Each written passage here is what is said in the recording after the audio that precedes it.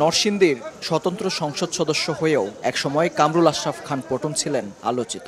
581 কোটি 58 লাখ টাকার ইউরিয়া সার আত্মসাতের অভিযোগে দুদকের মামলায় করেন কারাভোগ। সাবেক এমপি পটন এবার হত্যা মামলার আসামি হয়ে এলেন আদালতে।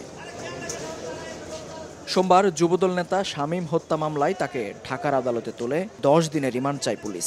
পরে আসামি ও রাষ্ট্রপক্ষের শুনানি শেষে তাকে 3 দিনের রিমান্ড মঞ্জুর করেন বিচারক। আদালত উভয়ের দীর্ঘ শুনানির পর তার বিরুদ্ধে 3 দিনের রিমান্ড মঞ্জুর করে তদন্তকারী কর্মকর্তার হেফাজতে তাকে জিজ্ঞাসাবাদ করার জন্য প্রদান করেন।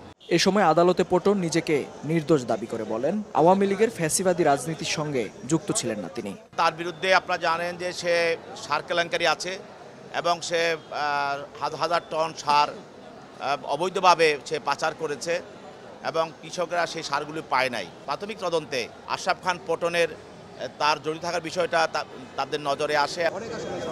এছাড়া এদিন যাত্রাবাড়ী, মোহাম্মদপুর ও নিউ মার্কেট থানার একাধিক নতুন মামলায় সালমান এফ রহমান, সাবেক আইজিপি চৌধুরী আব্দুল্লাল মামুন, হাসানুল হক ইনু, রাশেদ খান মেনন ও আনিসুল হক সহ 9 জনকে গ্রেফতার দেখানো হয়েছে।